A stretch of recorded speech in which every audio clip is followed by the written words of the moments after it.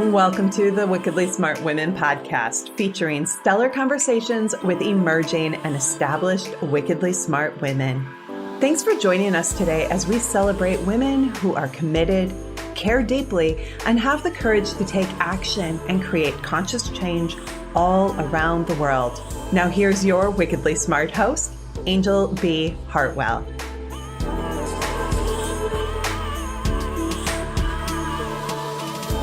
Welcome to another episode of the Wickedly Smart Women podcast, where we celebrate wickedly smart women and provide our listeners with a wealth of wisdom, along with immediately actionable steps to be smarter, spunkier, and more successful in their impact and their leadership. This is your host, Anjel B. Hartwell, and today we welcome our special guest, Nancy Mayer.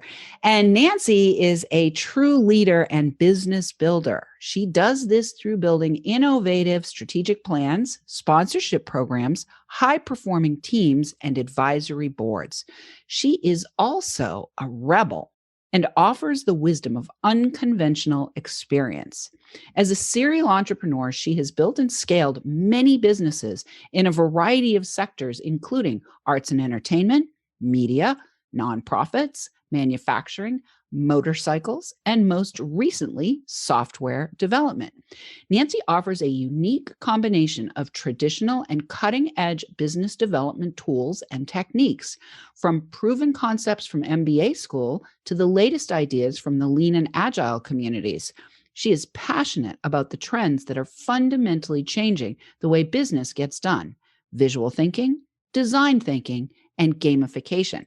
Nancy and I also had the pleasure of initially meeting in a group that we belong to for high performers. And when I first met Nancy, all I knew when I met her was like, she was one of those people that I wanted to be linked with for life, like pinky swear, linked for life. And she became a client of mine at one point, and we've played together in training rooms across a variety of locations in the world, and we've had so much fun. And she also is a fellow hula hooper. And Nancy is one of those people that when you just get near her, all you want to do is just enjoy and have fun and play. So I'm just so grateful, Nancy, that you're here today and that you're here to play with me on the Wickedly Smart Women podcast. Welcome. Well, I'm so happy to be here to play with you, and thank you so much for having me. Well, I want to start, Nancy, by discovering from you, like, what inspired you to become a leader, like to really step into a leadership role? Were you like the kid that was always organizing things on the playground, or is this something that kind of you grew into? I kind of grew into it, but it's one of those things where I always love to make things happen. It's not always about having all the money that you need. It's about knowing what the resources are and how to be resourceful. So I guess I was always resourceful, and then I always liked to play.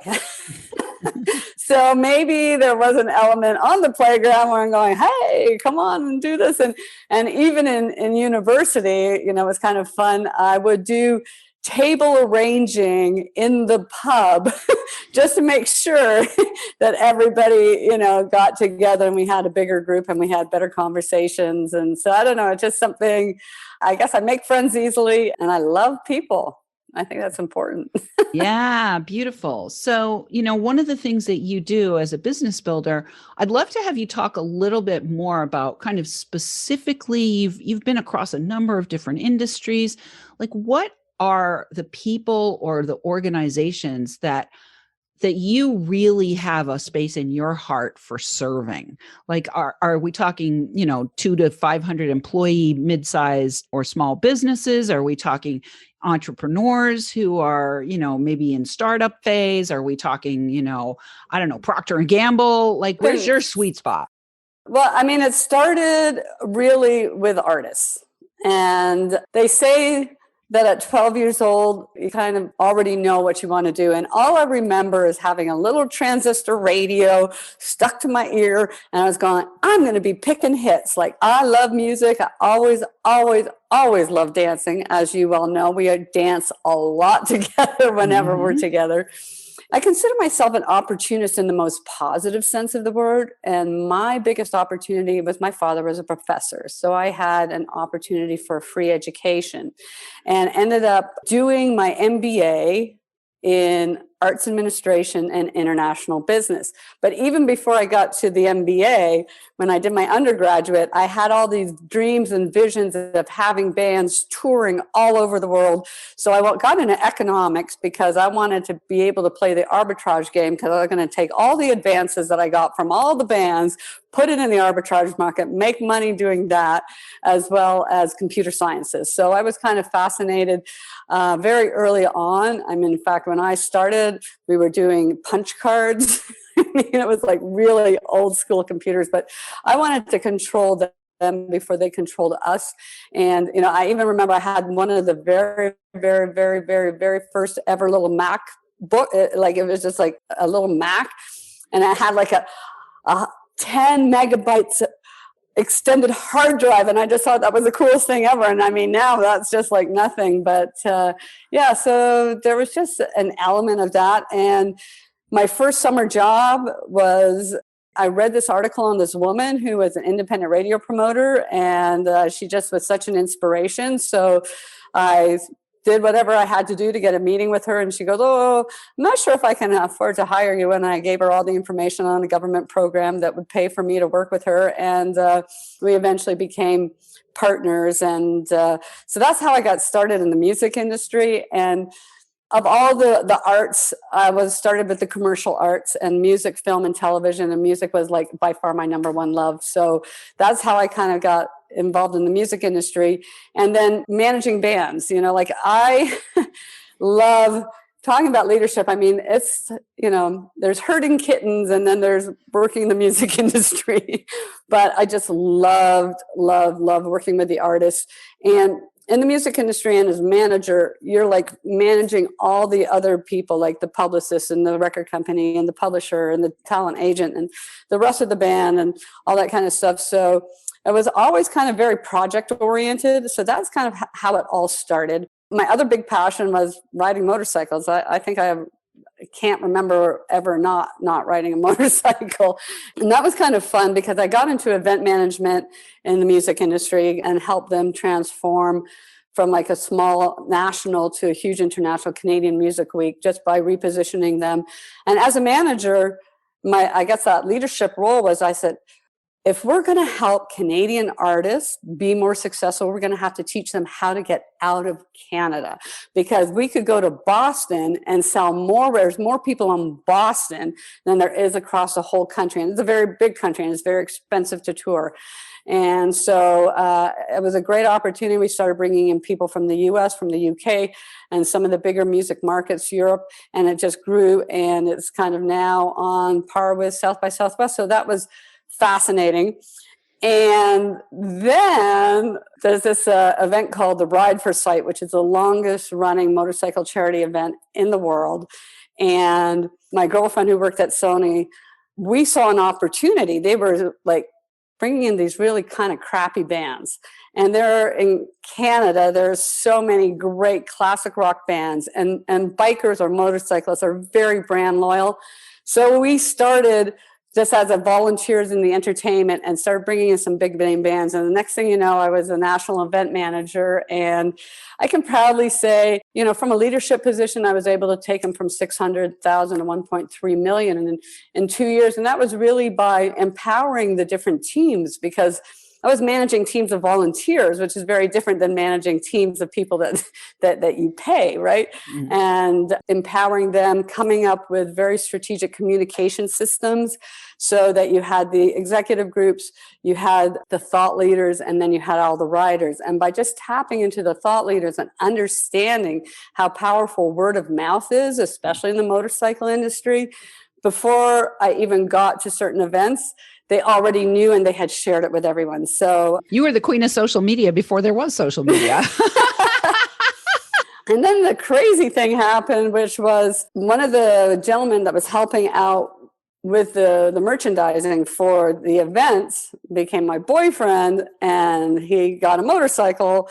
And I guess I've been like an indirect problem solver. I mean, what business isn't about problem solving? And, I'm sure we'll get into play, because as far as I'm concerned, play is essential in business. And one of the reasons, the first reason, is because it makes you more creative, which leads to innovation.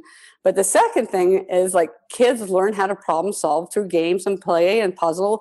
And I mean, what business isn't about solving a problem? And then finally, you said social media, kids learn how to become socialized, how to play well together through games and play. And, especially in this disconnected world, and as we're coming out of COVID, I think it's just going to be so important that we inject play back in to our lives, because it's going to help us become socialized. Yeah, again. Well, I want to stop you for a second, because I want to make sure that our listeners are actually getting an opportunity to really digest some of the things that you just said. So one of the things I want to underscore is that you've always been an opportunist. Another thing that I want to underscore is that you had dreams and visions and you went for them. And then the final thing I want to underscore is that you were resourceful in multiple ways. You were resourceful with your social capital. You were resourceful with your intellect. You were resourceful with your joie de vivre.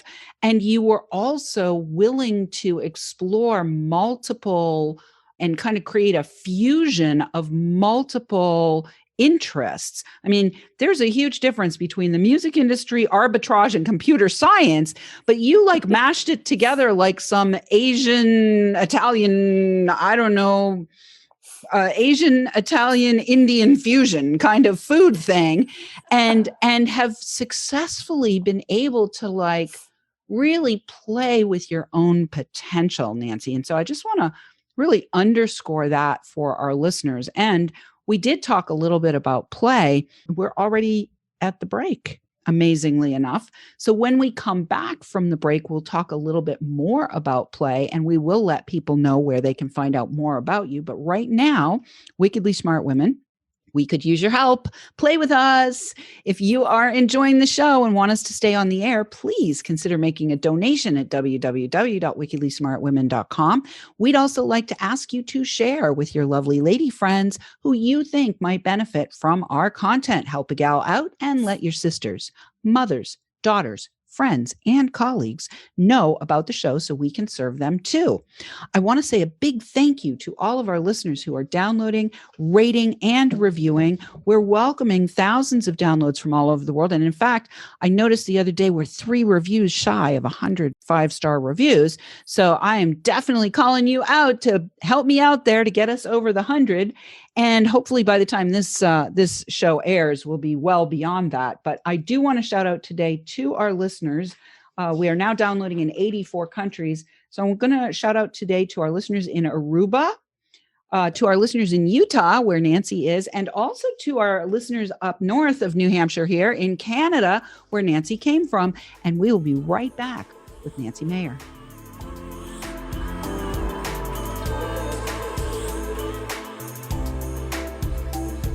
The Wickedly Smart Women podcast is brought to you by the Wealthy Life Mentor. Women, are you on the edge knowing that life is calling you to make a change? Are you ready to be part of the evolution of what it means to be a wickedly smart woman, creating your wealthy life by design? A life that is an extraordinary work of art. Anjel B. Hartwell, the Wealthy Life Mentor, is hired by women in transition. Women just like you who want to break through to their brilliance, become clear on the value of their wisdom, and embody a beauty-filled, balanced life of shameless self-expression. Discover your wealthy life readiness by taking the quiz at quiz.wealthylifementor.com.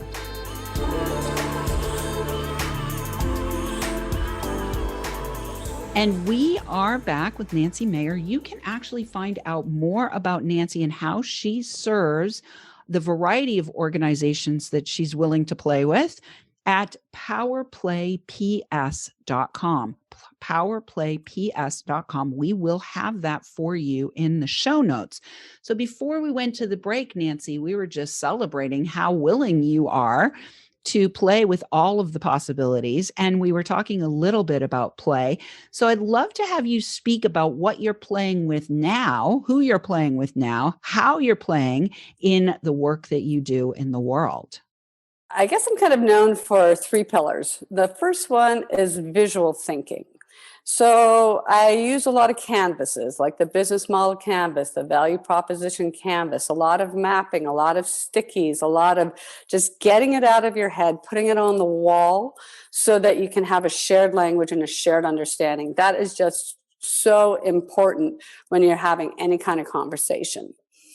Then design thinking. And this whole idea, I've been playing with it for a long time, but that's where innovation comes from. And it's about prototyping your business idea. Don't fall in love with your first idea because it's probably not the best idea.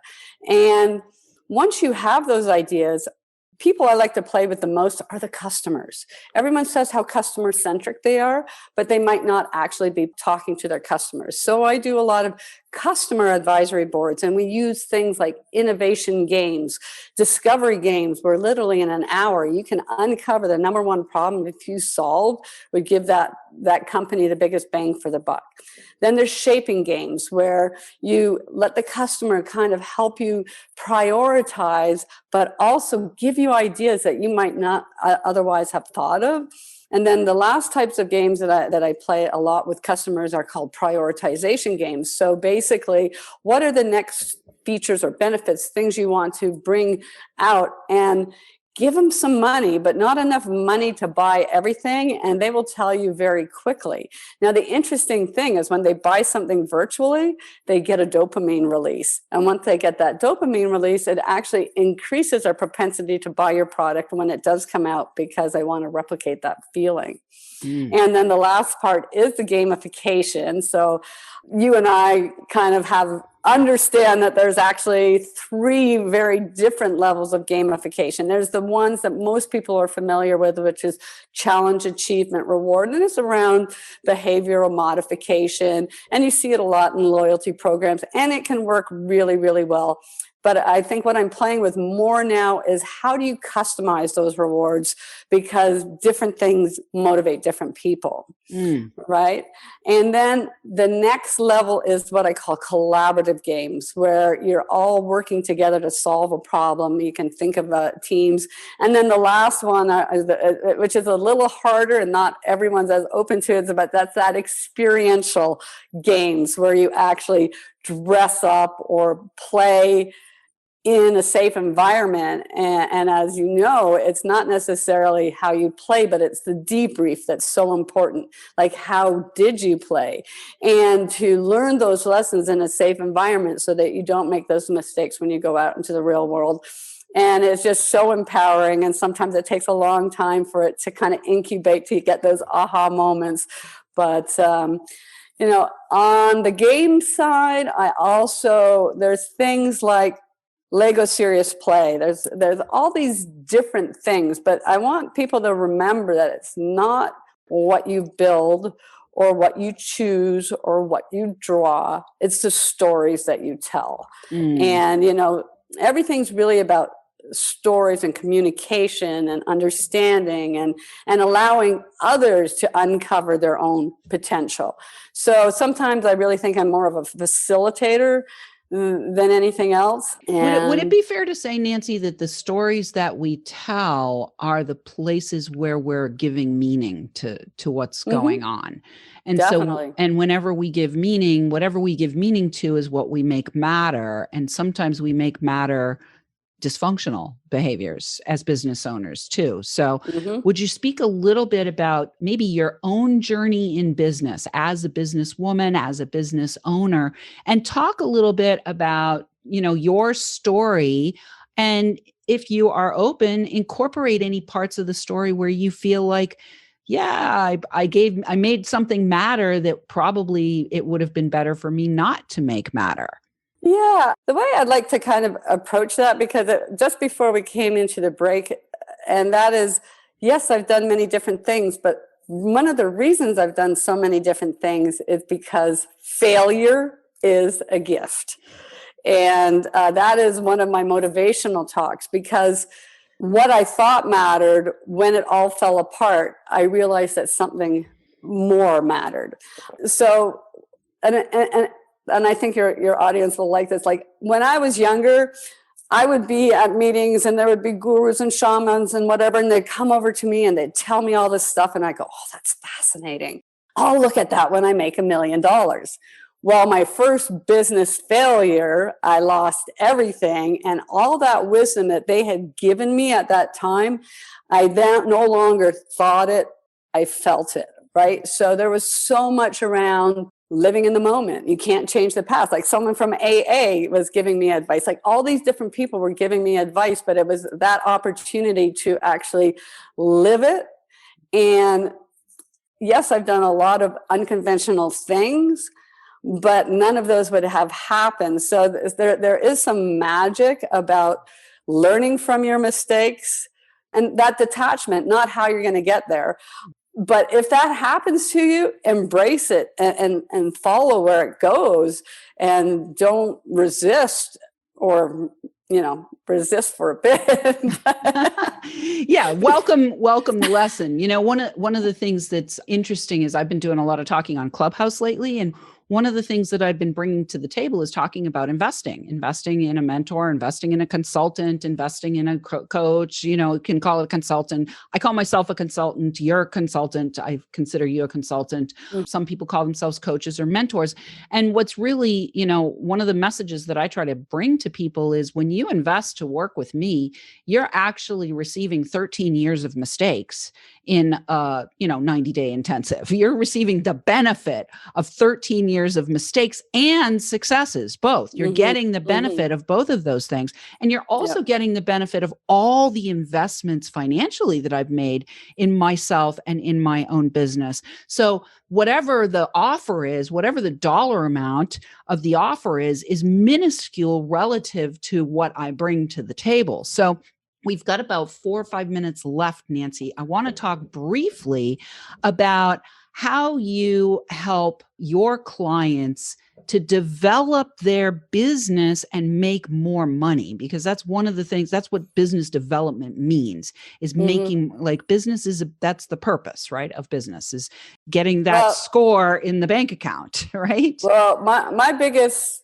secret, best kept secret, whatever, really is advisory boards, asking for help, but doing it in a formalized way, bringing brilliant minds together, because you can get your business up to a certain level and you get stuck in your business and you want to work on your business. So if you can actually form an advisory board, first thing you're going to do is you're going to create that space for them to help you. The other magic happens when you do it with a group of people.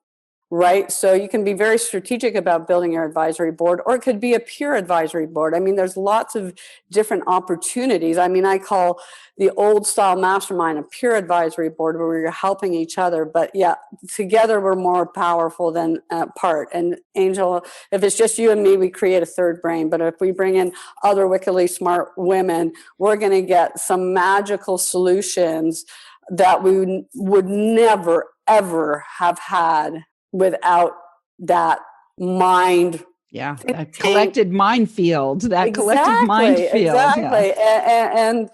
And just to ask, because you know what? There's so many amazing people and they want to give back, but you've just never given them a vehicle to give back. Nice. But if you're going to do it, be very, very mindful. The one thing that I would say is preparation. Make sure that you give them the challenge statements that you want to be working on. So when you do have that amount of amazing minds around the table, they're prepared and they're going to come up with a solution. So you're listening 80% of the time and only talking 20%. You don't want to do PowerPoint. What do you guys think? Validate my brilliance. You really want to shut up, be 1,001% present at that table with those people, and let the magic happen. Yes, I love that. So I want to ask you, Nancy, one last thing, and that is, I hear that you have a book coming out. Is the book about the advisory board process, or is it It about? is. It's called the Advisory Board Playbook. Oh, yay. I'm so glad. So that book should be out by the time this episode airs, and it will definitely be out if you're binge listening to this episode after we air it. And so I love that. And I encourage our listeners to get a hold of the Advisory Board Playbook from Nancy. And is there anything else that you want to say before we close, Nancy, to our Wickedly Smart Women listeners all around the world? I love you all, but I mean, it's just ask for help, ask for help, ask for help is what I'm hearing. But there is an interesting statistic, which is less than 6% of small to medium-sized businesses have a formalized advisory boards, and the ones that do are seeing triple the amount of sales, double the amount of productivity, which is a huge impact on profitability. So we are all one. We're together. So go out there, ask, bring people together, and use that collective intelligence to make the world a better place. Because I think, there's some wickedly tough questions that these wickedly smart women can help solve. And I really do think it's going to be the women who are going to be the biggest part of a more love-based solution. Beautiful. Well, I want to say vroom, vroom for that. I want to give you the motorcycle vroom, vroom. And I also want to shout out that Nancy actually off to the side has a fun little thing about manifesting if you're looking for a man that she shared with me as well. And it's part of her visual thinking process that she uses. So she is a lovely and amazing human being, and she is here to be a facilitator for a lot more fun and a lot more funds in your business. And I can tell you, if you bring her in, it will be like shaking a little bit of chili powder into the pot. And I love rebels. I don't want to do the same thing. I'm not business should be fun. Let's be rebellious and have a ton of fun. Awesome. All right, beautiful lady. Well, we are at the end. Listeners, we do love feedback. Please let us know what you thought of today's show by calling into our listener line. We'll have that for you in the show notes. And send in questions or guest suggestions to listeners@wickedlysmartwomen.com. We might even give you a shout out on the show. Thanks for tuning in. Keep your ears open, and remember, you are a wonderful woman. Thanks for tuning in, downloading, and listening. Be sure to rate and review Wickedly Smart Women on Apple Podcasts and share with other women who can benefit from today's episode. Wickedly Smart Women is the premier podcast series for informing, activating, and inspiring the leader who carries profound wisdom and knows that now is the time to welcome wealth. We welcome your feedback and guest suggestions and invite you to subscribe to our mailing list to be notified of each new episode at wickedlysmartwomen.com.